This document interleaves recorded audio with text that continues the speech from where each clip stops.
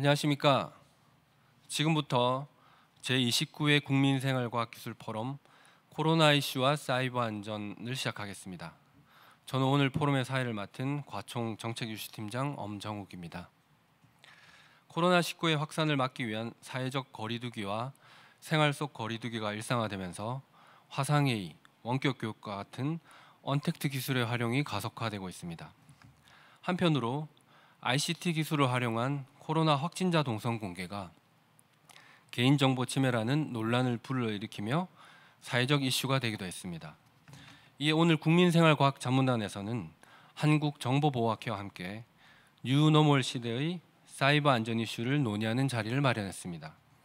오늘 포럼은 코로나19의 확산 방지를 위해 청중 없이 온라인으로 진행되며 유튜브, 네이버 TV, 카카오 TV에서 시청하실 수 있습니다. 시청 중에 궁금한 질문을 온라인 창에 올려주시면 답변 드리오니 많은 참여 부탁드리겠습니다. 행사에 앞서 국민 의례가 있겠습니다. 화면의 국기를 향해 주시기 바랍니다. 국기에 대하여 경례.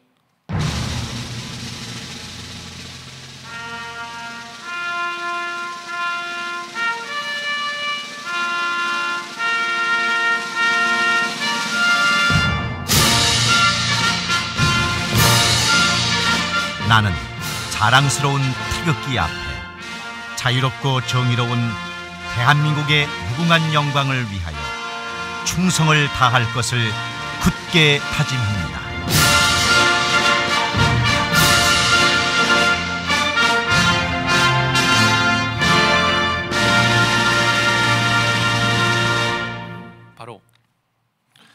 다음은 오늘 행사를 주관하신 김익균 국민생활과학자문단 사이버 안전문과위원장님의 인사 말씀이 있겠습니다.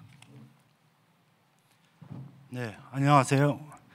국민생활과학자문단 사이버 안전문과위원장을 맡고 있는 애트리정보보호연구본부 김익균입니다. 근본 제29회 국민생활과학기술 포럼은 코로나 이슈와 사이버 안전이라는 주제로 사이버 안전분과에서 본 포럼을 준비하였습니다. 아직까지도 이 포럼 행사를 온사이트로 진행하기에는 다소 무리가 있어 이렇게 랜선 행사로 마련하였습니다. 특히 근본 행사는 국민생활과학자문단과 한국정보보호학회에서 공동으로 주최하게 되어 그 의미를 배가하고 있습니다. 모든 분들이 잘 아시다시피 현재 현대 인류가 한 번도 경험해보지 못했던 초유의 코로나 팬데믹 사태에 직면하고 있습니다. 이로 인해 사회, 경제, 문화, 과학 등 모든 분야에서 크나큰 변곡점을 만들어내고 있고 디지털 혁명의 뉴노멀 시대가 더욱 속도감 있게 새로운 일상으로 다가오고 있습니다. 뉴노멀이라는 단어는 최초로 피터 힌슨이 저서 디지털 혁명 제2막의 시작 뉴노멀 그 저서에서 4차 산업혁명을 이끄는 디지털 혁명이 새로운 일상을 만들어낼 것이라고 예견을 하였습니다. 그러나 현실에서는 코비드19라는 블랙스완이 출현하였고 그 출현이 디지털 혁명과 맞물려 더욱 예측하지 못했던 또 다른 뉴노멀 시대를 만들어내고 있는 것 같습니다. 이에 국민생활과학자문단은 코로나 이슈의 사이버 안전이라는 부제로 긴급 포럼을 마련하였습니다. 먼저 포럼 1부에서는 공공안전보장과 개인 프라이버시 보호 두 개의 가치가 상충되는 딜레마에 대해 해법을 찾아볼 계획입니다. 2부에서는 포스트 코로나 시대의 언택트로 불리우는 비대면 환경이 보편화되고 디지털화가 가속화됨에 따라 사이버 안전 기술은 어떻게 변화되어야 되는지에 대해서 논의해 볼 계획입니다. 근본 행사의 준비에 많은 수고를 해주신 사이버분과 위원님과 과총 운영팀께 감사의 말씀을 드립니다. 특히 한국정보보호학회 정수환 회장님의 적극적인 참여 협조와 또한 각 주제 발표 연사분들, 패널 토론 위원님들께도 발제에 감사드립니다. 무엇보다도 본 행사를 물신양면으로 격려해 주신 한국과학기술단체 총연합회 이우일 회장님께 감사의 말씀을 드립니다. 아무쪼록 본 포럼의 발제 내용이 코로나 사태 극복과 포스트 코로나 준비에 미력이 남아 도움이 되길 기대합니다. 본 긴급 포럼에 원격에서 참여하고 계시는 시청자 여러분께도 멀리서나마 감사의 말씀을 전합니다. 감사합니다. 이어서 한국과총 이우일 회장님의 축사를 듣겠습니다. 네, 안녕하십니까. 방금 소개받은 한국과총 회장 이우일입니다. 이 국민생활과학기술 포럼은 국민의 삶과 직결된 사회 이슈에 대해서 과학기술계의 해법을 모색하기 위해서 2018년부터 개최되고 있습니다. 오늘 제29회를 맞았는데요. 오늘 포럼은 코로나 이슈와 사이버 안전을 주제로 진행됩니다. 벌써 여러 해가 됐습니다만 그 매트릭스라는 영화를 본 기억이 있습니다. 거기서는 사이버 세계하고 피지컬 세계하고 구분이 없어지는 그런 걸 이제 배경으로 하고 있는데요. 저도 요즘 이 코로나 사태를 겪고 비대면이 일상화되면서 사이버 세계로 점점 피지컬 세계를 치환하는 그런 아주 묘한 경험을 하고 있습니다. 그러다 보니까 당연히 사이버 세계의 연결과 관련된 여러 가지 문제들이 생기게 되고 그것들은 막바로 안전과 직결이 됩니다. 또 프라이버시 침해도 문제가 되겠습니다. 예를 들어서 최근에 확진자 동선 공개를 둘러싸고 개인 프라이버시 침해 문제가 사회적인 이슈가 된 바가 있습니다. 또 팬데믹 사태를 맞이해서 비대면이 일상화되다 보니까 여러 가지 사이버 범죄라든가 공격이 급증하고 있다는 소식을 들었습니다. 그 대상이 개인은 물론이거니와 병원이라든가 금융기관까지 아주 중요한 기관에 이르기까지 다양합니다. 포스트 코로나 시대에 사이버 위협은 점점 지능화되고 광범위해질 것이라고 예상을 쉽게 할 수 있습니다. 그런데 여기 대응하는 우리의 사이버 안전 역량은 여전히 미흡한 수준입니다. 그래서 이번 포럼은 코로나19 팬데믹이 야기할 새로운 비대면 사회 속의 사이버 안전 이슈를 분석해보고 과학기술적인 해법을 논의하고자 마련되었습니다. 이 포럼을 위해서 애써주신 김익균 사이버 안전 분과위원장님, 그리고 정보보호학회 정수환 회장님, 그리고 여러 연사 패널 여러분들께 바쁘신 시간 내주신 데 대해서 진심으로 감사 말씀드립니다. 많은 관심과 참여 부탁드리겠습니다. 감사합니다. 네, 이어서 오늘 포럼을 공동 주최하신 한국정보보호학회 정수환 회장님의 축사를 듣겠습니다. 안녕하십니까. 방금 소개받은 한국정보보호학회 회장 정수환입니다.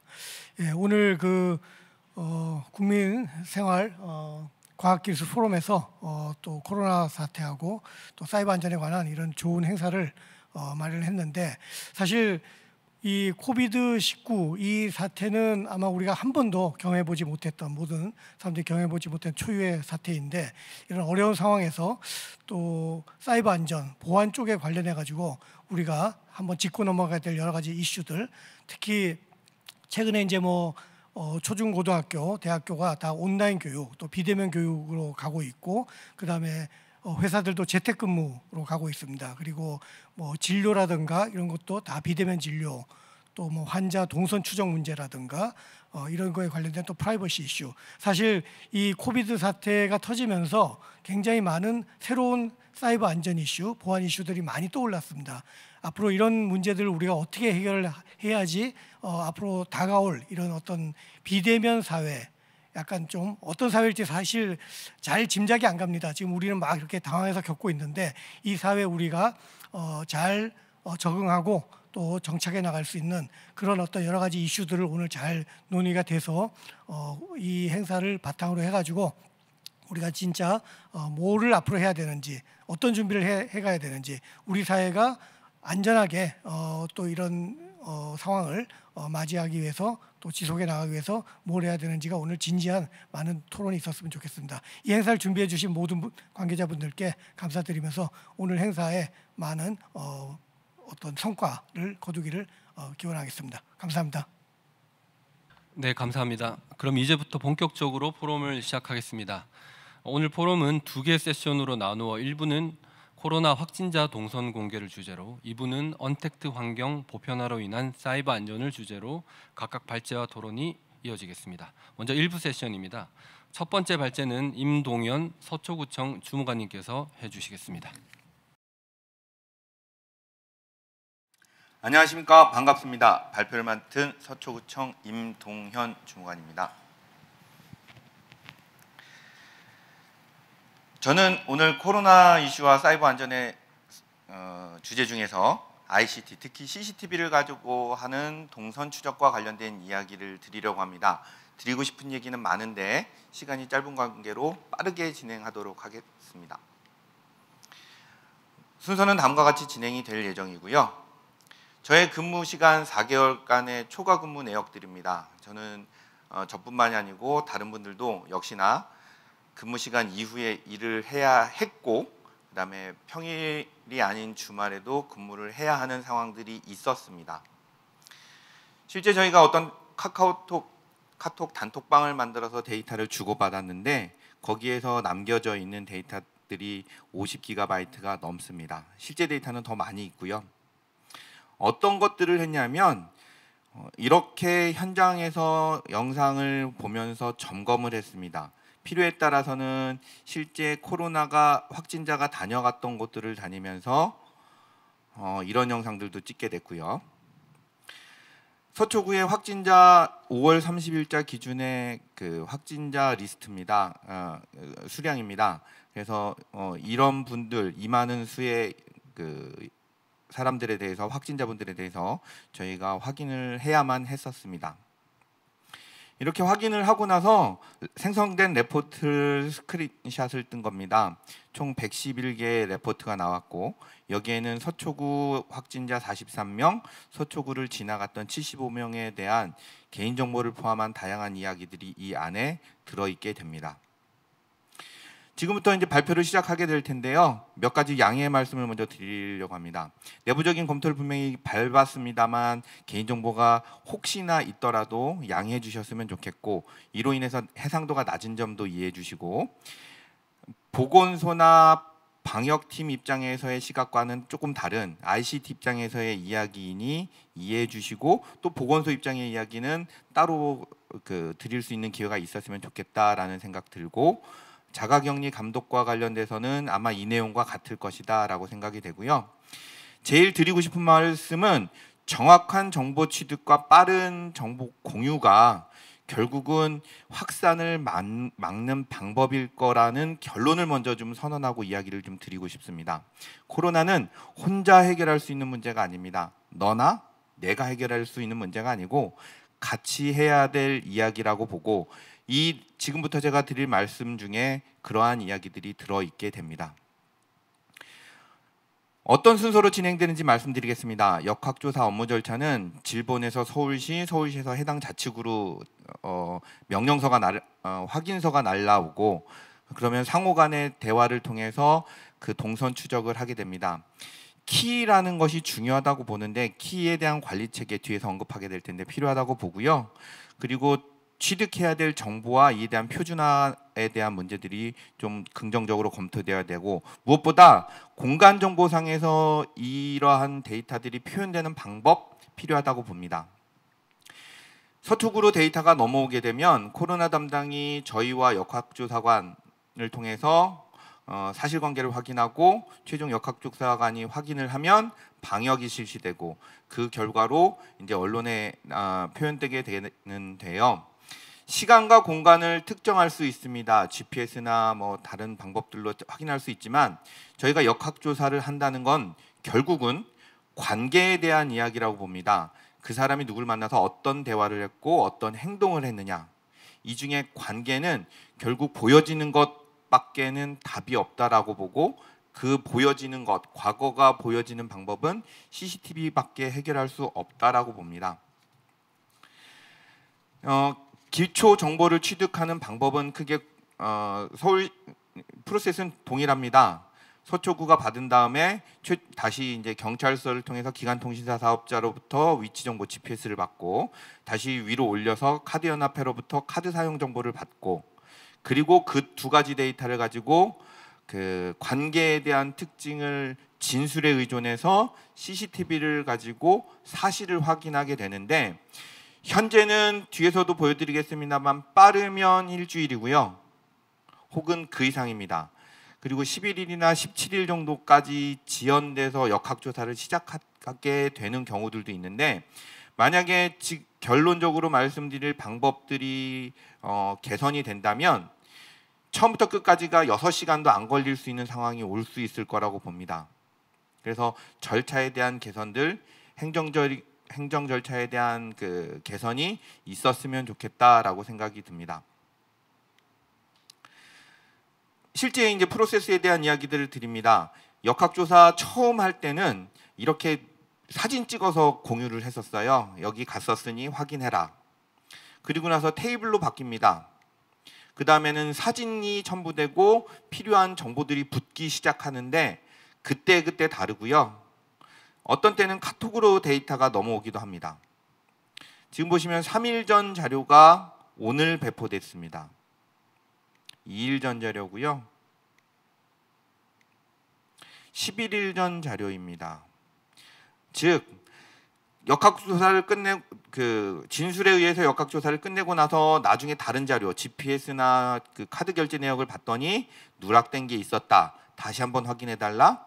근데 이런 분들의 공통점은 그 이후의 일들이 훨씬 더 커요. 미리 이야기해 하셨던 분들보다. 처음에 GPS 정보를 받게 되면 이런 형태의 엑셀 파일로 날아옵니다. 그러면 저희는 이것을 어떤 방법으로 이렇게 공간 정보 파일로 올릴 수 있도록 준비를 하고 실제 그 위치 정보들을 확인해 냅니다.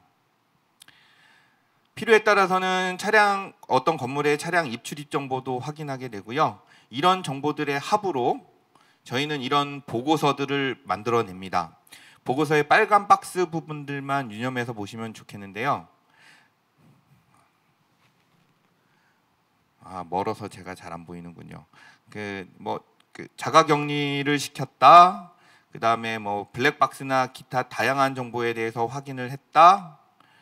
그리고 확인이 필요하다. 영상이 없거나 진술 내용과 일치하지 않는다. 그 다음에 특이사항은 없으나 다른 분에 대해서는 확인이 좀 필요하겠다. 동시에 많은 인력이 투입돼서 역학조사를 진행하기도 하고요. 그리고 사진이 없다, 데이터가 없다, 이런저런 이야기들이 이제 언급이 되고 있습니다. 어떤 분은 굉장히 많은 곳을 다니기도 하시고요.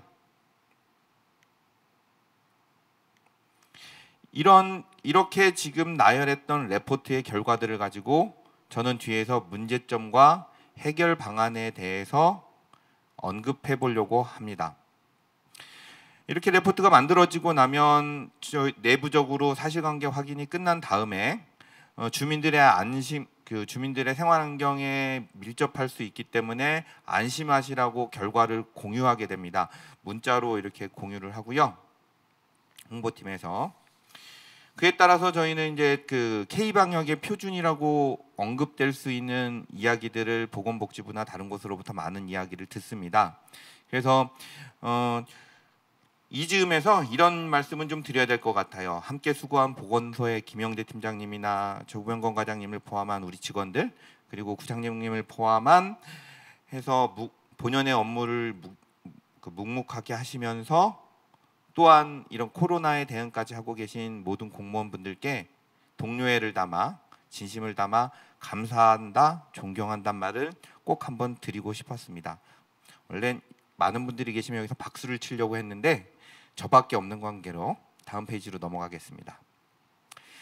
지금부터 이제 이야기들을 본격적으로 드리려고 합니다. 개인정보보호법 25조에 따르면 영상 정보를 관리하는 방법에 대해서 구체적으로 언급되어져 있는데 관리하는 형태들이 굉장히 다양합니다. 제가 어디다라고 직접적으로 언급은 할 수 없습니다만 공개되어 있는 장소에 공개된 영상들을 아무나 검색할 수 있도록 해놓은 곳들도 여러 곳 있고요. 그래서 접근 관리나 어디선가 폐쇄된 공간에서 운영될 수 있는 형태에 대한 관리 체계가 전제적으로 필요하다라고 먼저 말씀을 드리고, 또 하나의 전제는 카메라 설치에 대한 이해가 좀 있었으면 좋겠다라고 생각을 합니다. 나는 너를 봐줄 테니 너는 나를 봐줘. 이런 앵글이었으면 좋겠어요. 왜냐하면 대부분의 CCTV 제가 역학조사를 하러 나가서 보면 60도 이상의 고개 숙인 모습의 앵글들을 많이 발견합니다. 이런 앵글보다는 이런 앵글이 훨씬 나아요. 고개를 좀 들고 있고 나는 너를 봐줄 테니 너는 나를 좀 봐줘. 이러면 음영지역도 적거니와 정수리만 보거나 그런 사태가 없기 때문에 훨씬 더 객체를 추적해내는 기회, 시간을 단축시킬 수 있다라는 생각이 듭니다. 그래서 그 설치 방법 그리고 운영하는 방법에 대한 기준과 가이드가 조금 더 공론화될 필요가 있겠다 싶고요. 지금부터 문제점과 해결 방법에 대한 이야기를 드리려고 합니다. 역시나 화질이 제일 먼저입니다. 서초구에 어떤 큰 아파트가 있습니다. CCTV를 600대 운영하고 있는데 역학조사를 갔더니 그중 200대가 고장이고 200대가 저화질이고 그나마 200대만 볼만했어요. 여기서는 아무 데이터도 나오지 않았습니다.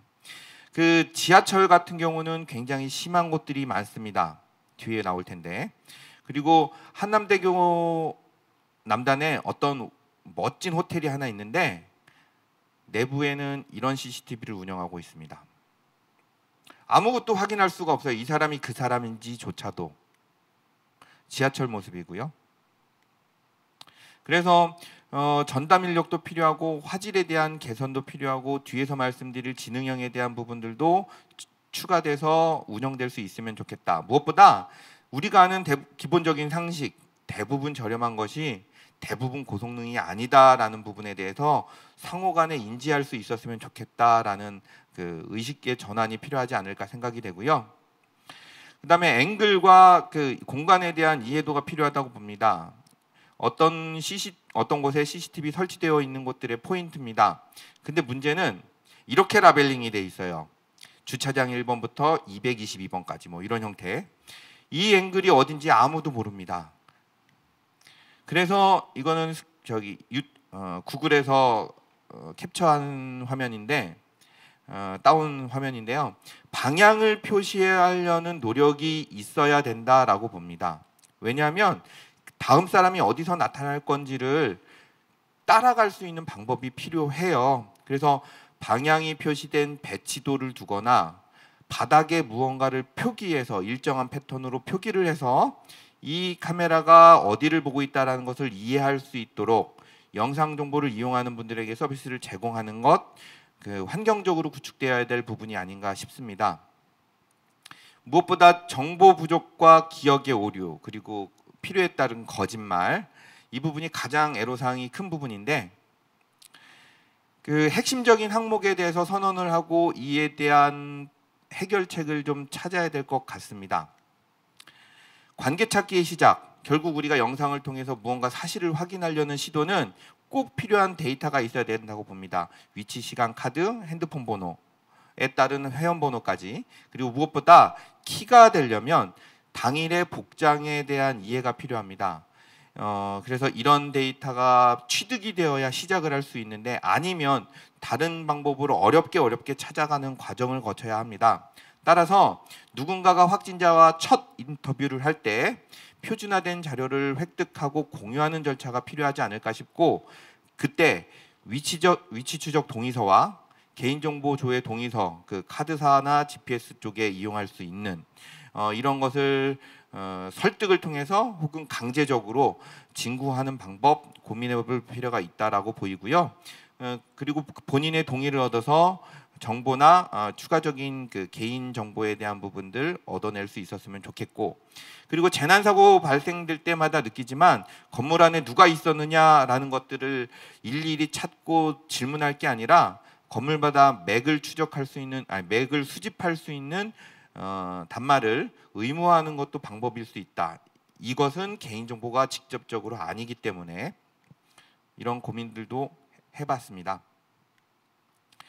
영상 추적을 위한 기록 열심히들 하십니다. 즉 기록하는 이유는 시간과 위치에 대한 데이터들이 정확하지 않아서 결국 막 낙서 형태로 쓰다가 이러한 형태의 보고서 형태로 나타나게 되는데, 이런 얘기를 드리고 싶어요. 확진자가 어떤 액션을 했을 때 이것 전제 조건은 카메라가 많은 곳을 대상으로 하는 레포트입니다. 확진자가 어떤 행동을 했던 것을 기준으로 녹화기나 채널 번호를 확정하고 시간을 적고, 그리고 방향 내에서 화면 내에서 움직인 방향을 적고, 시간이 정확하지 않아요. 그래서 보정 값을 적어서 실제 시간을 환산을 하고 이에 따라 순서를 매긴다고 하면 역학조사 동선을 굉장히 빠르게 찾아갈 수 있을 것 같습니다. 이런 형식의 것이 정형화될 수 있다. 특히 역학조사를 처음 하시는 분들에게는 이런 방법들이 교육될 필요가 있겠다라고 생각됩니다. 또한 그 위치 정보에 대한 공유가 필요한데 이 데이터는 저희가 어떤 분의 데이터를 실제로 저희 통합 플랫폼이라는 툴에 올려서 위치를 확인해 본 겁니다. 동쪽에서부터 남쪽으로 왔다가 북쪽으로 다시 올라가는 것들을 확인하실 수 있고, 빨간색, 노란색, 초록색은 점은 머문 시간에 대한 정보들입니다. 좀 크게 보면 이렇게 자세히 보면 이렇게 보이고요. 조금 더 크게 보면 이렇게 봅니다. 여기서 몇 시간 머물렀다. 이러한 데이터를 기준으로 저희는 그분이 거짓말을 했는지 혹시 놓친 것이 있는 것이 아닌지 이런 것들을 확인하고 추가적인 정보들을 확인하게 됩니다. 그런데 이런 정보가 정부로부터 내려오지 않아요. 시로부터 내려오지 않고. 그래서 이런 플랫폼 위에서 데이터를 공유할 수 있는 방법이 있었으면 좋겠고, 애초에 여기서 여기를 가봐라고 얘기를 하면 서로 간에 굉장히 빠르고 분명한 역학조사를 수행할 수 있지 않을까, 이런 플랫폼이 좀 만들어졌으면 좋겠다 생각이 들고, 카톡이 아닌 정부가 운영하는 어떤 개인정보를 관리할 수 있는 포털이 운영될 수 있었으면 좋겠다라는 바람도 있습니다. 그리고 실무자 간의 협업 분위기 당연히 필요한데, 예를 들면 그 어떤 건물에 어떤 가게에 갔더니 업주 연락처를 알아야 해요. 문이 닫혀 있고 장기간 문이 닫혀 있고. 그러면 그분께 연락할 방법은 위생과에서 데이터로 갖고 있는데 안 주는 게 맞죠. 공유 안 해주는 게 맞는데, 이런 경우에 서로 공유할 수 있게끔 하는 프로세스들도 녹여졌으면 좋겠다. 왜? 역학조사를 위해서. 방역 시기에 대한 부분도 한 번쯤 짚고 넘어가야 될 것 같습니다. 방역 전 역학조사를 하는 경우가 현재이고요. 방역 후 역학조사를 해야 될 필요도 있어 보입니다.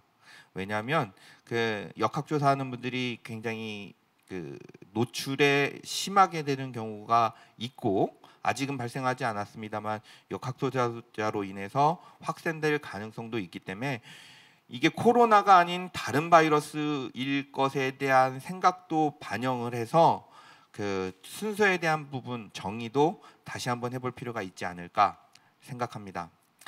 영상을 이해할 때 제일 어려운 부분이 시간입니다. 특히 그 영상을 이해하지 못하는 분들은 현장에 가서 2시에 갔더니 없어요 라고 하는데 사실은 2시 10분에 나타납니다. 왜? 시간에 대한 싱크가 안 맞기 때문인데, 핸드폰을 기준으로 캡처한 사진들입니다. 뭐 22분 차이 나는 것도 있고요. 제가 그 시간상 캡처 못했습니다만 오전과 오후가 바뀌어서 12시간 차이 나는 경우도 있고, 뭐 많게는 하루에서 이틀 정도 차이 나는 경우도 있어요. 보통 3시간에서 6시간 정도는 차이가 납니다. 이런 차이들을 이해하지 못하고 역학조사를 시작하면 결국 영상은 발견하지 못하고 영상이 없으니 안 왔습니다라는 레포트가 생성되게 됩니다. 따라서 온라인을 통해 NTP, 네트워크 타임 프로토콜이 의무화될 수 있는 방법, 혹은 모든 디바이스에 그것이 탑재되게 하는 방법, 이게 어떤 형태로든 다른 목적을 위해서라도 필요할 거기 때문에 의무화되는 것을 검토해봤으면 좋겠고, 또한 GPS 오차가 굉장히 많습니다. 저 사무실에서 올 때 내비게이션을 열고 왔는데 강남역 근처는 500m는 기본입니다. 굉장히 많은 오차를 유발하는데 이유는 건물도 밀집했고 다양한 전파들과 유리로 된 벽들이 많기 때문일 텐데, 이러한 것들에 대한 해결도 분명히 필요해요. 그리고 그 건물 내 GPS, 인도어 GPS에 대한 기준도 필요하고, 그래서 아까 말씀드렸던 맥스캐너나 이런 것들이 운영됐으면 좋겠다. GPS만 의존해서 역학조사를 하지 않는 것도 방법이겠다. 이런 생각도 들고요. 그 다음에 VMS, 디바이스에 대한 이야기도 빼놓을 수가 없죠. 요즘 클라우드 VMS가 대세이던데 그 사설 APK로 운영되는 VMS도 있습니다. 개인정보 관리 소홀 분명히 되고 소홀히 관리되고 있고요. 이에 대한 제재와 규제, 관리 감독 분명히 필요해 보입니다. 또한 이러한 사설 클라우드에 접근하려고 할 때 가게 소유주, 영상의 소유주만 접근할 수 있도록 되어 있는데, 예를 들면 KT텔레캅이나 뭐 NSOK 등 이것을 계정을 빠르게 넘겨받아서 영상을 확인할 수 있도록 해주는 간편한 접근 방법, 위임하는 이런 프로세스들 제도적으로 보완됐으면 좋겠다라는 생각이 듭니다. 자, 지금 보시는 분들은 전부 한 분입니다. 근데 저희는 화면에서 보시는 바와 같이 다른 색감의 카메라로 다른 상황 속에서 이분의 동선을 찾습니다. 이분이 카메라가 다르지만 하나로 그 동선이 쉽게 추적됐으면 좋겠어요.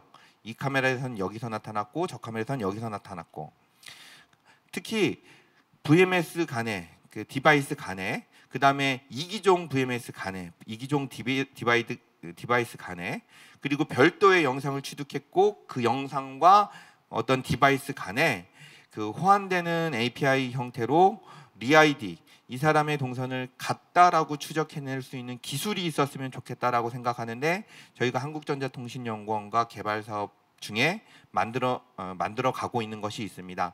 영상은 제가 마지막에 보여드릴 거고요.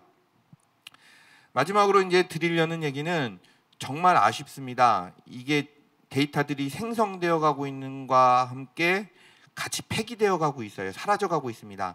이 데이터들 가지고 다시 다가오게 될 다른 재앙에 대해서 제대로 준비할 수 있는 기회가 있었으면 좋겠고, 물론 정부도 그렇게 노력하고 있겠습니다만, 저희한테 있는 살아있는 데이터, 각 지자체의 살아있는 데이터들을 가지고 조금 더 구체화하려는 작업들이 범정부적으로 일어났으면 좋겠다라는 의견을 드리면서 마칠 건데, 영상 하나 보여드리고 마치겠습니다. 넘겨주시죠. 음성은 없습니다. 보면서 말씀드리면, 누군가를 영상들을 이렇게 보면서 누군가를 선택을 하고요.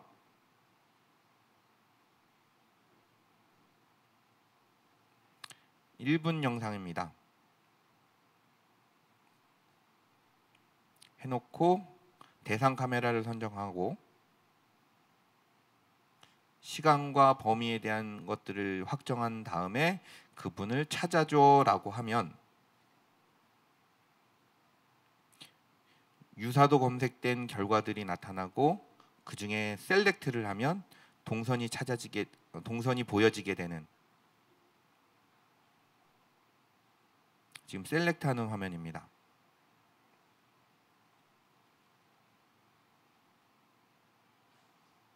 그러면 이분의 동선과 실제 그때 라이브 스트림, 그리고 그 스트림 내에서의 객체의 그 영역까지가 표시되는 이러한 기술들인데, 이러한 기술들이 좀 우리 모두를 위해서 좀 빠르게 보편화될 수 있었으면 좋겠다, 이런 생각을 하면서 발표를 마치도록 하겠습니다. 감사합니다. 네, 다음은 법무법인 주원의 김진욱 변호사님의 발표를 듣도록 하겠습니다.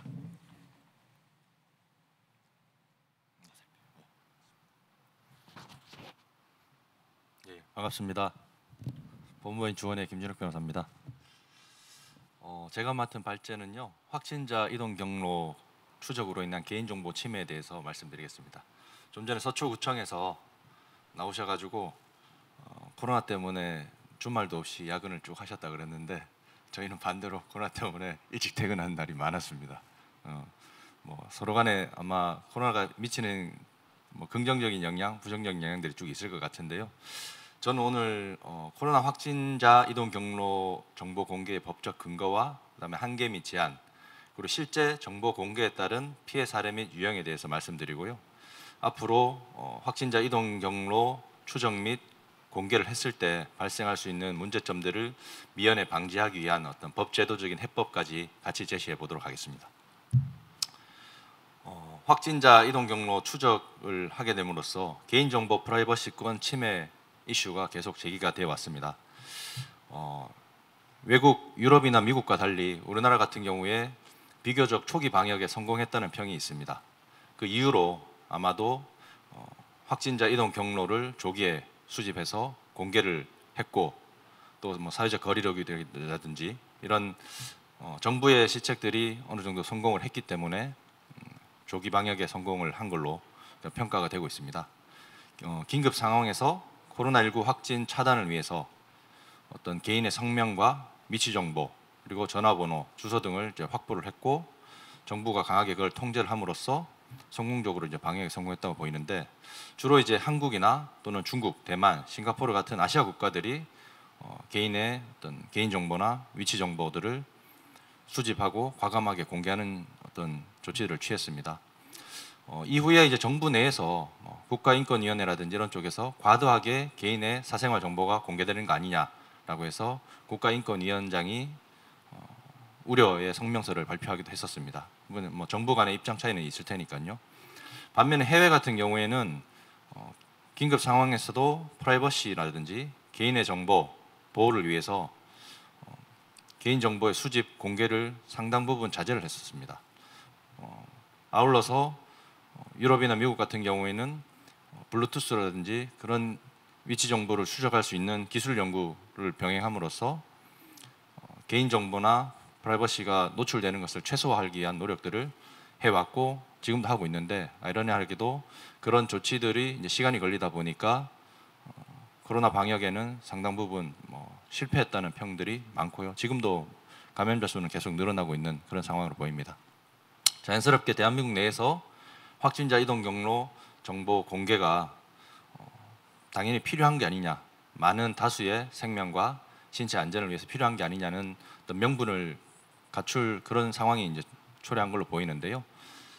법적으로는 감염병 예방 및 관리에 관한 법률, 감염병 예방법에 확진자 이동 경로 정보 수집 그리고 공개에 대한 법적 근거가 있다고 볼 수 있을 것 같습니다. 개별 조문이 있는데요. 조문 내용은 생략하겠습니다. 일단 기본적으로 위치 정보라든지 또는 감염자의 이동 경로, 감염 경로, 방문 경로 이런 것들을 이제 공개 수집할 수 있는 법 규정이 되겠습니다. 내용 보시면은 보건복지부 차원에서 요청할 수 있는 개인 정보가 성명이나 주민번호, 주소, 그리고 전화번호, 그 밖에 진료 기록부나 또는 일정 기간의 출입국 관리 기록, 이동 경로를 요청할 수 있습니다. 이 가운데서 주민등록번호라든지 또는 진료 기록부 같은 경우는 우리 현행 개인정보보호법 등에서 민감정보로 분류되고 있어서 개인의 동의나 법률에 명시적인 규정이 없으면은 수집 공개가 제한되는 정보입니다. 그리고 수집하더라도 즉시 이용 목적을 달성한 이후에는 파기하도록 되어 있죠. 이런 것들이 해당 법률에 그대로 적시가 되어 있습니다. 이 법률 규정을 통해서 개인의 프라이버시나 사생활의 비밀이라는 국민의 기본권도 전염병 확산 방지라는 강력한 공익적 목표를 위해서 일정 부분 제한되고 있습니다. 우리 헌법에 보시면은 법률에 따라서 개인의 기본권이나 권리를 제한하더라도 본질적인 내용은 침해할 수 없도록 되어 있습니다. 이 법률들이 이제 그 헌법의 기본권 제한의 한계를 준수하고 있는지는 한번 따져볼 문제라는 거죠. 이렇게 이제 수집되어 있는 코로나19와 관련된 정보를 공개하는 게 보건복지부 장관에게 주어진 의무입니다. 앞서서 정보공개 법적 근거에 대해서 말씀드렸고요. 이 정보 공개의 한계 및 제한에 대해서 알아볼 텐데 우선 대한민국 같은 경우에는 개인정보 수집 및 공개가 개인정보보호법 그리고 감염병 예방법과 같은 관련 법률에 따라서 적법하게 이루어질 필요가 있다. 만약에 이 법에 규정되어 있는 한계 및 제한을 위반했을 때는 당사자는 행정소송이 됐든 그 밖에 민의 형사상 구제 조치를 취할 수 있겠습니다.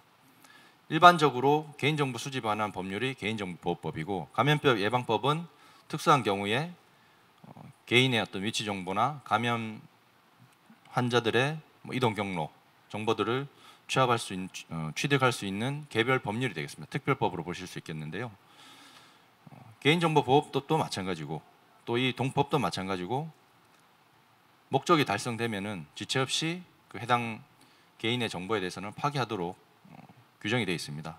외국에서도 그런 관련되어 있는 지침들을 발표하고 있는 상황이고 우리나라도 그렇게 될 필요가 있는데 그게 이제 제대로 되지 않았다고 해서 국가인권위원회에서 우려 성명을 발표를 했고 오늘 질본에서도 과도한 사생활 노출 지적을 받아들여서 수집 그리고 공개가 완료됐던 그래서 더 이상 보관할 필요가 없는 확진자의 이동 경로 등 정보에 대해서는 즉시 파기하겠다는 발표를 오늘 오후쯤 했던 걸로 봤습니다.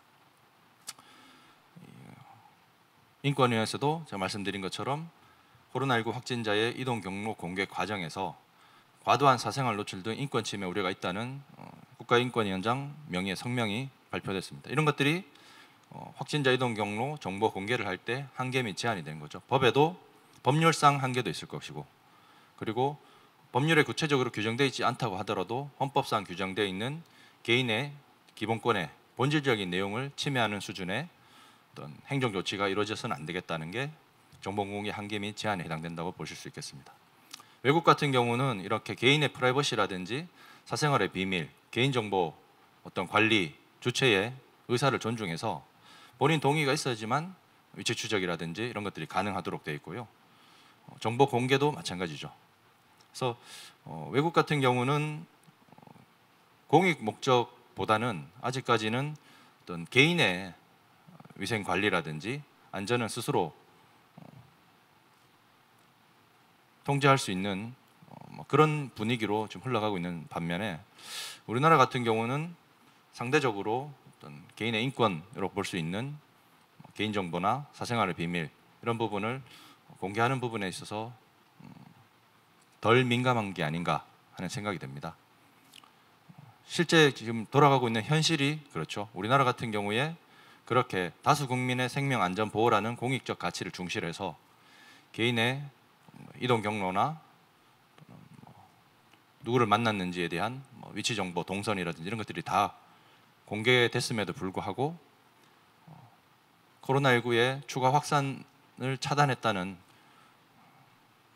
그런 평들이 많고, 실제로 그게 코로나 방역에 성공했다는 중간 평가로 이어지고 있어서 상대적으로 개인정보보다는 국민의 생명이나 안전 가치를 더 중시하는 게 아니냐, 공익적 가치를 더 중시한 게 아니냐, 이런 논리로 이제 보시면 될 것 같고요. 외국에서는 대한민국이 코로나 방역에는 성공했지만은 프라이버시가 중요시되지 않는다는 비판들을 하고 있는 상황입니다. 해외 같은 경우에는 코로나19 방역에 실패했었죠. 상대적으로 공익보다는 개인정보 보호라는 가치를 중요시했다. 이 내에서도 외국에서도 다수 국민의 생명과 안전을 위해서 어느 정도 프라이버시가 제한, 희생되어지지 않겠냐 하는 얘기들도 있었습니다. 실제로 이 정보 공개에 대한 피해 사례 및 유형이 쭉 나와 있는데요. 국내뿐만 아니라 외국에서도 공통적으로 발견되고 있는 사례입니다.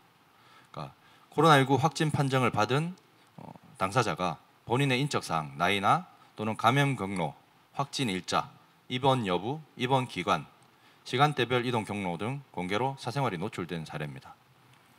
확진자 관련 정보를 취급하는 이 담당 공무원이 이 당사자의 성명을 의도적으로 공개를 한다든지, 또는 코로나19에 관련 없는 당사자를 특정할 수 있는 개인정보를 인터넷에 유포를 해서 많은 사람들이 이 정보를 실제로 이용을 한다든지, 또는 엉뚱한 소문에 휘말리는 그런 경우들도 있었습니다.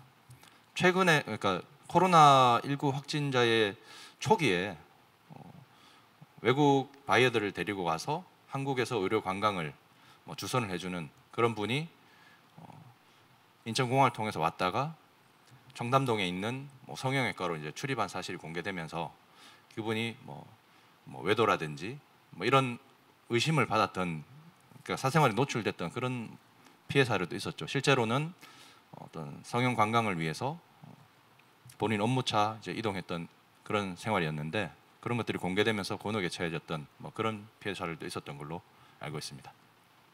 그 외에도 외국에서 코로나 확진 판정을 받고서 들어왔을 때 본인의 이동 경로나 또는 누구를 만났는지에 대한 추적, 동선이 공개되면서 개인정보가 침해됐던 그런 사례도 있었고요.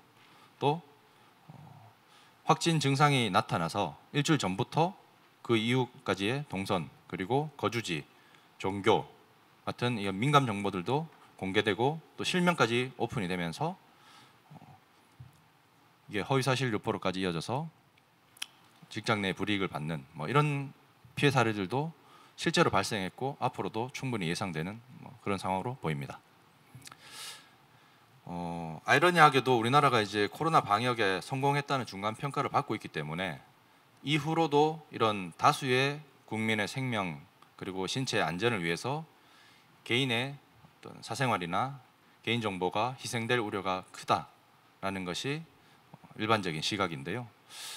어떤 것이 맞는지는 서로 간에 입장차가 있을 것으로 보입니다. 다만 이제 유럽이나 미국과 달리 현재 우리나라가 방역에 성공했다는 평가에도 불구하고 국가가 개인의 어떤 친구 관계, 접촉 인물 같은 아주 사생활의 비밀과 밀접한 그런 정보들까지 구체적으로 그리고 빠르게 추적할 수 있는 시스템을 갖추고 있는 게 과연 옳은 것인지. 왜냐하면 이게 개인 정보를 취급하는 공무원이나 또는 관계자들이 악용할 수 있는 위험성이 충분히 존재하고 있고 그걸 통제할 수 있는 시스템이 현재 갖춰져 있지 않다고 보이기 때문에 그 부분에 대해서 좀 진지한 논의가 필요하지 않을까 생각되고요. 이후에 아마 토론하시면서 그 부분에 대해서 논의가 필요할 것 같습니다. 예, 이상 제 발표를 마치겠습니다. 고맙습니다. 네, 지금부터는 20분 동안 패널 토론 시간을 갖겠습니다.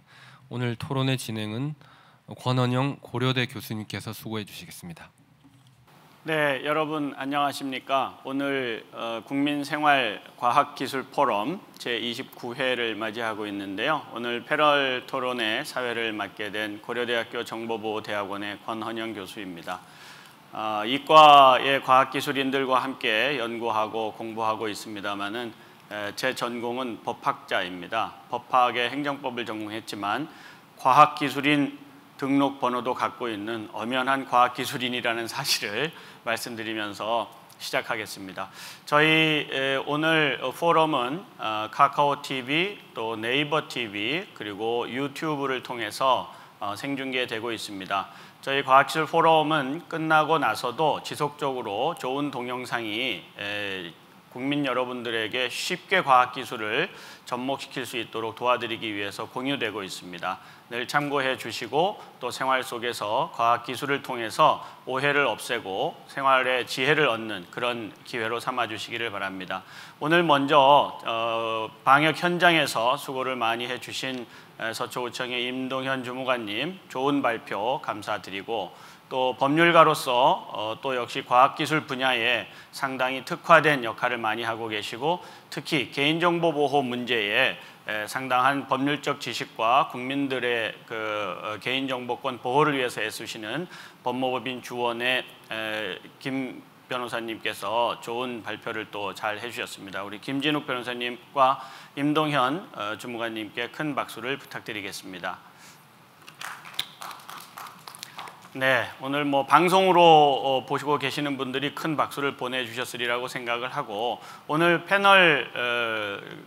패널리스트로 모신 분은 전자신문에서 ICT 분야, 과학기술 분야를 책임지고 계시는 김인순 부장님께서 참석해 주셨습니다. 박수로 환영해 주시기 바랍니다.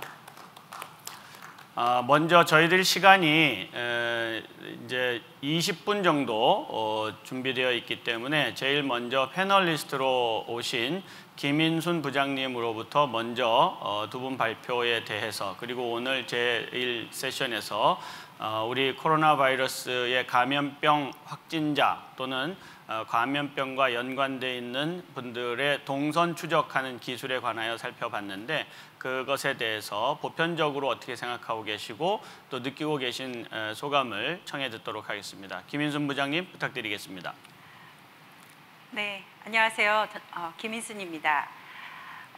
이번 발표를 보면서 항상 그 사이버 보안 분야에서 프라이버시와 공공의 안전 어느 것이 우선할 것이냐에 대해서 어떻게 보면 천칭을 놓고 어느 쪽에 더 무게를 둘 것이냐에 대한 문제는 이번뿐만이 아니라 과거에서부터도 계속되어 왔었는데요. 미국에서 테러리스트의 아이폰을 정보를 해제하는 논란이 있었습니다. 몇 년 전이었죠. 총기 난사 사건이었는데요. 그 당시 미국의 수사기관인 FBI가 해당 테러리스트의 아이폰을 해제해달라고 애플에 요청을 했습니다. 그런데 애플은 이에 대해서 절대 해줄 수 없다. 테러리스트라 하더라도 개인의 정보 보호, 프라이버시 보호를 위해서 해당 그 폰의 정보를 공개할 수 없다 이렇게 얘기를 했습니다. 그 당시에도 많은 사이버 보안을 하는 전문가들 사이에서 공공의 안전이 우선인가, 개인의 프라이버시가 우선인가라는 논란이 일었었는데요. 지금은 이제 팬데믹 시대를 맞아서 개인의 단순 그 휴대폰 정보가 아니라 동선의 정보를 공개하는 이런 이슈가 똑같은 문제가 되고 있는 것 같습니다. 이제 서초구청에서 실제 방역 현장에서 정말 열심히 방역 활동을 하고 계신 모습을 보면서 되게 그 안타까운 마음이었는데요. 열심히 일하고 계신 것들을 보고 있었고, 또 이제 법률가로서 실제 이것들이 개인의 사생활 침해가 심하게 이루어지고 있다는 사실을 말씀해 주셨는데, 언론도 똑같은 문제에 봉착하고 있습니다. 용인 66번 확진자였죠. 그 코로나19 확진자였는데 이 확진자도 정말 언론에 많이 회자된 확진자였습니다. 이분이 5월 초에 그 이태원 클럽을 방문하고 감염이 됐고, 이분의 동선이 공개됐는데 기존에 나왔던 프라이버시보다 좀 더 강력한 내용이 나왔습니다. 이제 성적 취향이라고 해야 되나요? 유럽의 GDPR에 따르면 이런 성적 취향이 외부로 공개되는 것은 정말로 아주 민감한 정보인데, 언론들이 앞다퉈 게이 클럽에 다녀왔다 이런 식으로 보도를 하면서 해당 확진자가 뭐 게이인지 아닌지를 떠나서 그런 성적 취향까지 논란이 됐고, 실제로 이로 인해서 해당 클럽에 갔다 왔던 사람들의 방역에도 영향을 끼쳤습니다.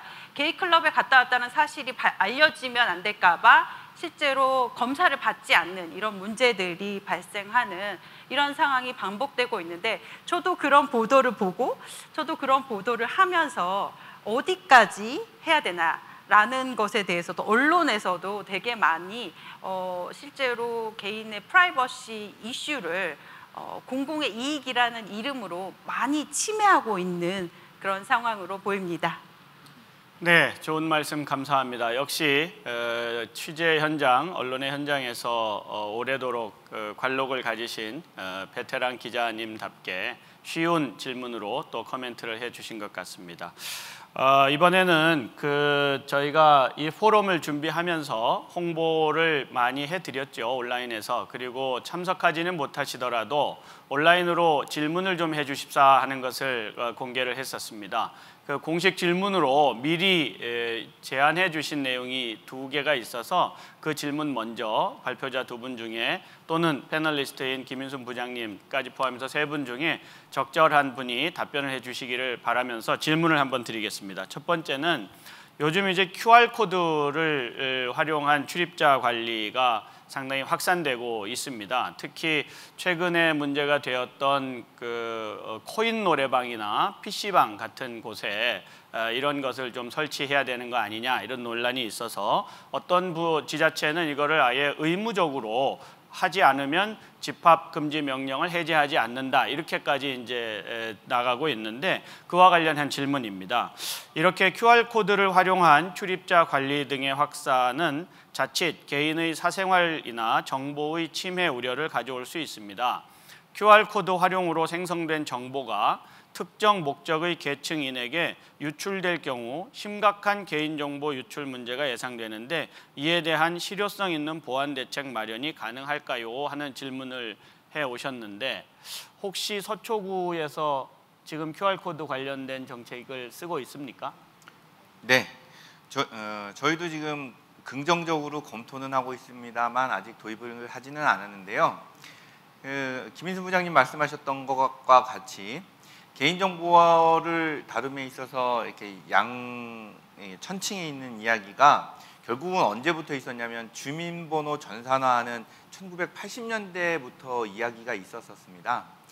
처음에는 초기에는 시스템이 없었기 때문에 개인정보 주민번호만 알면 그 사람의 모든 재산과 가족관계, 뭐 이혼했는지 여부까지도 이렇게 조회할 수 있었고, 다양한 사고들이 생기고 보완이 되고 시스템에 대한 로그들을 형성하고 그것에 대한 권한을 인가하고 이런 절차가 보완이 돼서 현재는 매우 안정적인 형태로 운영되고 있다라고 여겨집니다. 결국 어떤 것을 선택함에 있어서는 둘 중에 하나를 선택해야 된다면 보완이라는 부분을 분명히 검토를 해야 되고 시스템으로 녹여내기만 한다면 어떤 길을 가게 되더라도 조금 더 고민이 적어지지 않을까, 이런 개인적인 생각을 일단 가지고 있고요. QR코드가 어떻게 데이터가 모여지느냐는 방법은 두 가지입니다. 제 데이터를 서버 쪽으로 줘서 저쪽에서 갖고 있느냐, 혹은 저 데이터를 내가 갖고 있다가 필요할 때 내가 그것을 공개하느냐. QR코드만의 문제라면 둘 중에 하나를 잘 선택하면 현명하게 운영할 수 있지 않을까 싶습니다. 네, 원론적인 답변으로 생각이 됩니다. 우리 김 변호사님 의견이 있으실까요? 제가 발제하면서 말씀드린 것처럼 우리나라가 이제 코로나19 초기 방역에 성공했다는 평이 있으면서 자연스럽게 개인정보 그리고 사생활 비밀 이런 것들을 이제 수집, 공개하는 게 어느 정도 명분이 선 것 같습니다. 자연스럽게 QR코드도 수집해서 공개를 하고 또 QR코드를 인식할 수 있는 서비스를 구축한 코인 노래방들만 집합 금지 제한 명령에서 해제하겠다는 이런 발상으로까지 이어지고 있는데요. 아무래도 공익적 가치를 보호하기 위해서 행정당국이 조금 더 손쉬운 방법들을 계속 얘기를 하고 있는 것 같고, 그 과정에서 자연스럽게 수집되는 QR코드를 보유하고 있는 개인정보 주체의 의사나 동의나 이런 것들에 대해서는 하등 고민이 많이 부족하지 않나라는 생각이 들고요. 그 부분에 대해서는 국가인권위원장이 성명서로 우려를 발표했던 것처럼 과다한 개인정보 노출, 사생활 노출이 일어나지 않도록 제도적인 어떤 점검부터 우선 진행된 다음에 도입 여부에 대해서 검토하는 게 필요하지 않을까 생각합니다. 네, 개인의 인권을 더 중시하는 변호사님다운 답변이었습니다. 혹시 듣고 계시는 우리 과학기술 포럼을 사랑해 주는 시청자 여러분들께서 잘 판단하셔서 혹시 개인정보 침해 우려가 있거나 침해 당한 사실이 있으면 김주원 변호사님을 활용하시면 좋겠습니다. 우리 김인순 부장님께서는 어떻게 생각하세요? QR코드 문제에 대해서. 네. 실제로 저도 핸드폰 뒷면에 최근 QR코드 하나를 붙였습니다. 네, 종교 시설에 들어가기 위해서인데요. 어쨌든 그거는 해당 교회에서 QR코드를 붙여야만 들어올 수 있다라고 했기 때문에 사실 저의 자발적인 의지는 아니지만 붙이고 활동을 하기 시작했습니다. 활동을 하다 보니까 이 시설은 어쨌든 공개돼도 별로 저의 신상에 크게 영향은 안 미치는 시설인데요. 노래방이라던가 그냥 개인적으로 생각했을 때 그런 노래방이라던가 여기까지는 괜찮은데 유흥시설이나 이런 곳들은 이제 노출됐을 때 사실 사회적인 지탄을 받는 이런 사례들이 지금 최근에 많기 때문에 이런 것들에 대해서는 이제 개인이 동의하에 하는 거잖아요. 그것도 개인이 공개되기를 원한다는 동의를 받는다면 어쨌든 괜찮지 않을까. 저는 약간은 그런 생각도 해봤습니다. 네. 예, 상당히 논란이 많은 질문을, 상당히 어려운 질문을 우리 시청자께서 해주신 것 같습니다. 네, 이 문제는 상당히 어려워서 결론을 내기는 어려울 텐데요.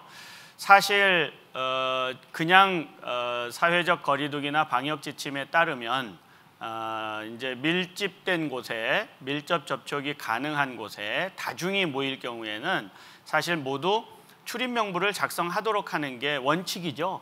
예, 그 원칙을 따라야 되고 출입 명부를 작성할 때 진실된 사실로 자신에 관한 정보를 제공한다는 것이 신뢰 사회의 출발점입니다. 그런데 이걸 감추면서 집합을 해서 영업을 해야 되는 상황이 발생하기 때문에 생기는 문제이기도 합니다. 그래서 이게 QR코드의 문제다라고 이야기하기보다는 그것을 전산화하는 것이 과연 바람직하냐, 그냥 페이퍼로 자기가 쓰기만 하고 나가면 좋지 않느냐 이렇게 했는데, 실제로 우리 사회에서 어느 유흥 관련 업소에서 갔더니 제대로 등록하지를 않아서 다시 그 위치 추적을 해서 거기에 있는 분들을 전수 추적해서 검사하는 상황까지 갔었기 때문에 이 문제는 동의의 문제를 넘어서서 이제 기술에 대한 우리 시민들의 수용성, 그리고 시민이 얼마나 신뢰감을 가지고 정부 정책에 협조하느냐의 문제로 연결되는 것 같습니다.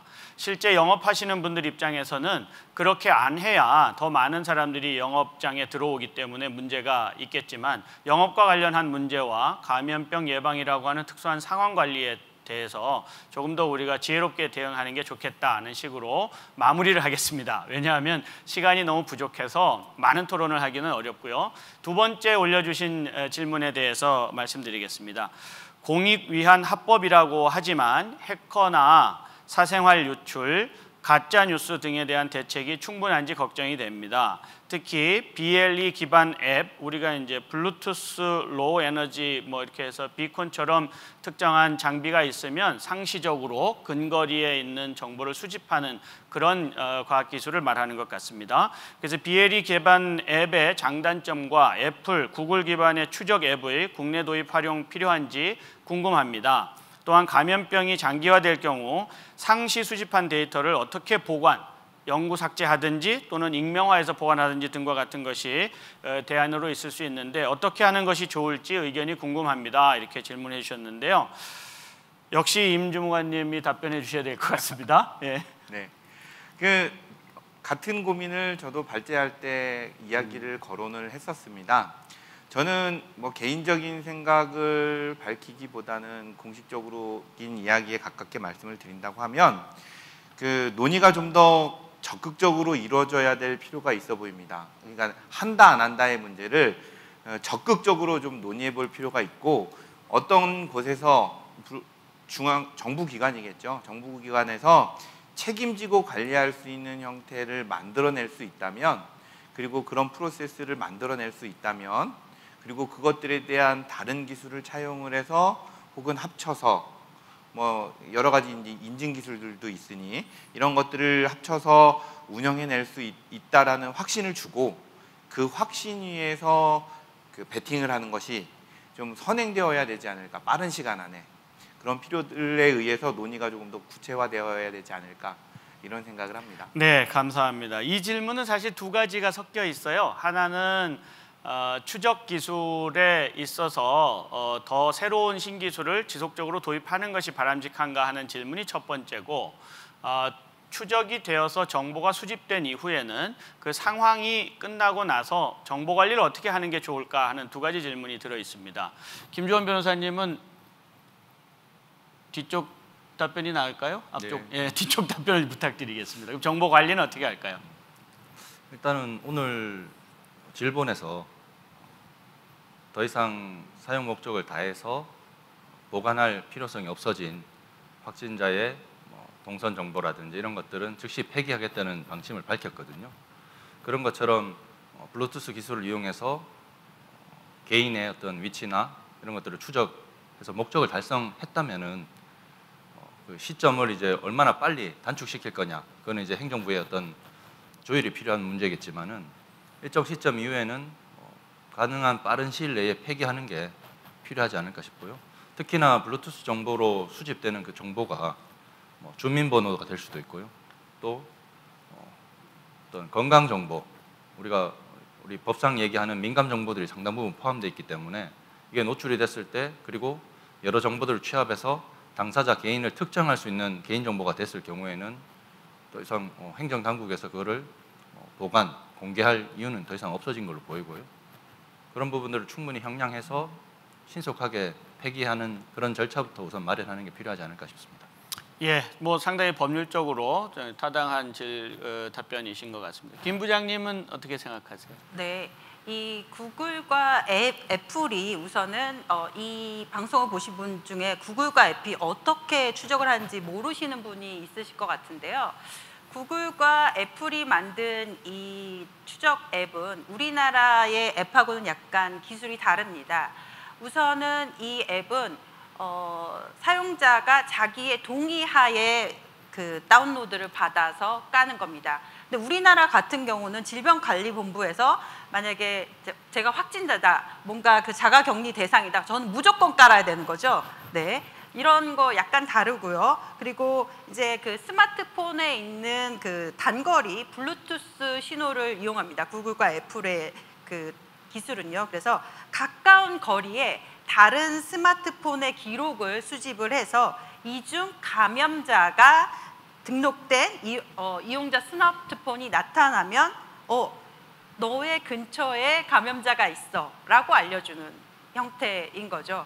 그래서 저희하고는 약간 그 앱의 사용도가 약간 다른 것 같습니다. 저희는 그 대신 재난 문자라는 것을 이용해서 그냥 계속 푸시해 주는 거죠. 제가 지금 강남구에 서초구에 있으면, 과충회관에 있으면 이 부근에 확진자가 나타났다 그럼 계속 보내주는 형태로 하는 건데, 그거 지금 미국 애플과 구글에서 하는 기술은 그것보다는 조금 더 해당 지역에 조금 더 가까운 거리에 있는 확진자를 알려주는 기술입니다. 근데 이 두 회사의 그 민간 회사가 이걸 하면서 가장 그 신경을 썼던 게 뭐냐면, 정부 기관이 이거를 이용자 몰래 이용할 수 없도록 했습니다. 그래서 이걸 이용하려면 해당 그 회사에 무조건 알려야 하고요. 미국에서도 이게 다 도입된 건 아니고 3개 주 정도 이거를 하겠다는 주만 지금 도입된 이런 상태에 있는 것입니다.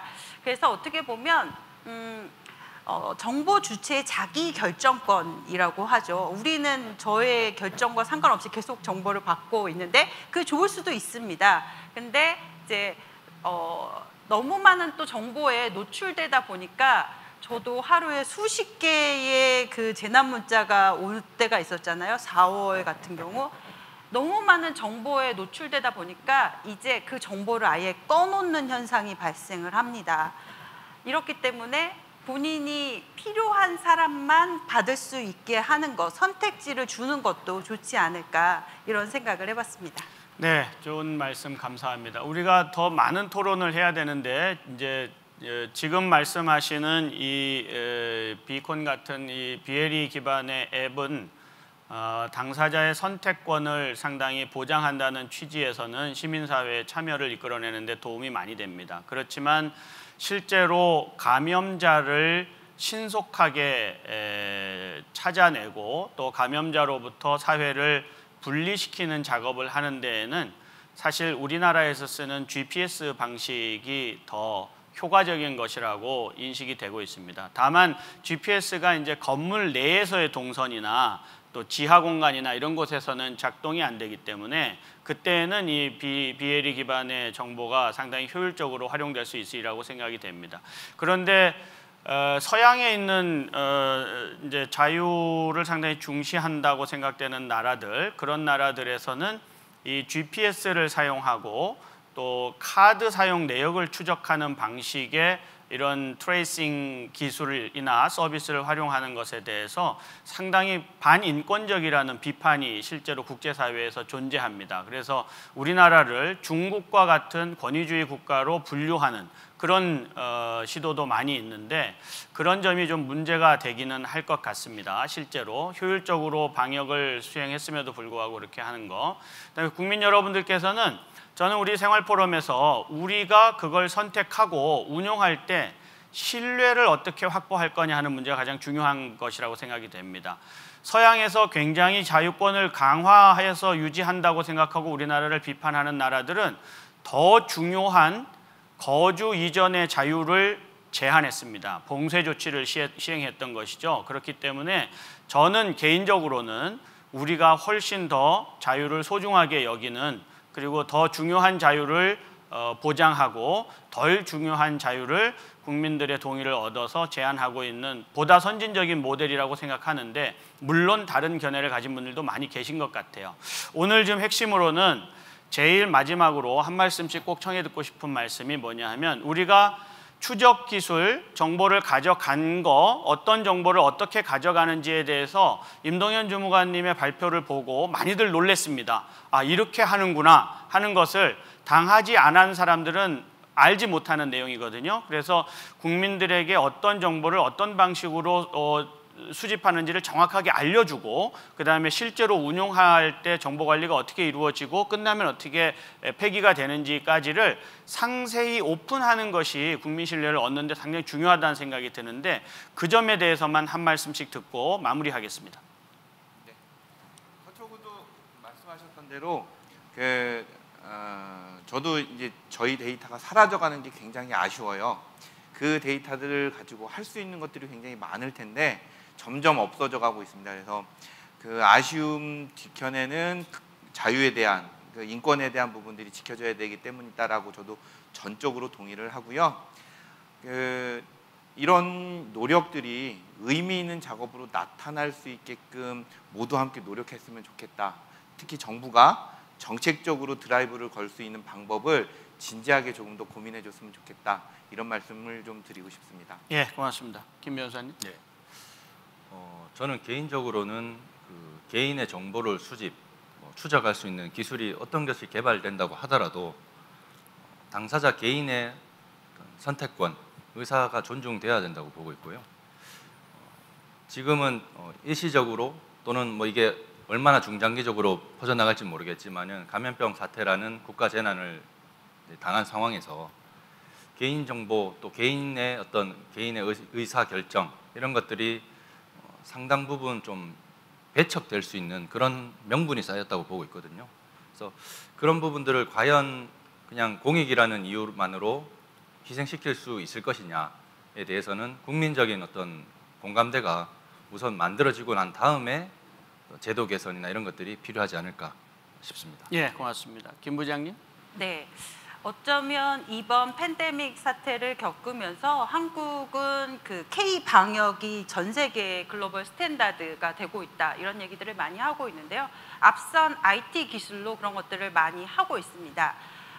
기술이 앞서가고는 있지만 이에 대한 사회의 신뢰는 아직까지 부족한 상황이고 그래서 그것을 다시 기술로 보완하고 이런 것들이 되게 계속해서 반복되고 있는데요. 기술이 앞서가는 것 좋지만 거기에 대한 정부가 국민에게 신뢰를 줄 수 있는 개인정보의 자기결정권 그리고 이에 대한 데이터의 정보 수집과 저장 안전하게 되고 있다 이런 것들에 대한 신뢰를 확보할 수 있는 방안에 대해서 논의해야 할 시점이 아닐까 생각합니다. 네, 감사합니다. 사실 IT 기술은 추적 기술로만 발전하는 것은 아닙니다. 오히려 추적 기술보다 개인의 선택권과 자기 결정권을 보장하기 위한 IT 기술도 많이 발전하고 있습니다. 이른바 개인정보 보호 기술이라고 하는 Privacy Enhancing Technology가 하루하루 다르게 발전해 나가고 있습니다. 아마 우리 과학기술 포럼에서 또 기회를 마련해서 그런 기술적으로 개인정보를 보호하는 기술 분야도 다음번 기회에 한 번 더 국민 여러분께 소상히 소개할 수 있는 기회가 만들어졌으면 좋겠고요. 오늘 말씀은 가장 중요한 것은 IT 기술로 추적하는 것을 투명하게 관리하고 그 다음에 국민들이 직접 참여해서 선택할 수 있게 해주고 잘못 쓴 사람은 어김없이 찾아서 처벌하는 투명성과 참여성 그리고 책임성을 강조하는 취지에서 국민생활과학기술 포럼 첫 번째 세션을 여기서 마치겠습니다. 수고하셨습니다. 감사합니다. 네, 이것으로 1부 순서를 모두 마치겠습니다. 장내 정리를 위해서 잠시 휴식 시간을 갖고 3시 20분부터 2부 순서를 이어가겠습니다. 그리고 쉬는 시간 중에는 국민생활과학 자문단 소개 영상이 방영되오니 많은 시청 부탁드리겠습니다.